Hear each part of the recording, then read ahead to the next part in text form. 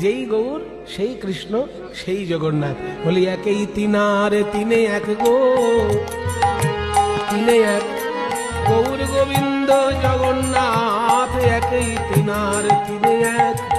তাই নীলা চলে জগন্নাথ রায়, গুন্ডিচা মন্দিরে চলি যায়।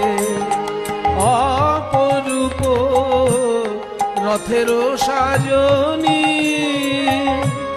তাহে চড়ি যায় যদুমণি। কিবা অপরূপ রথ আগে, অপরূপ রথ আগে নাচে গোরারায়।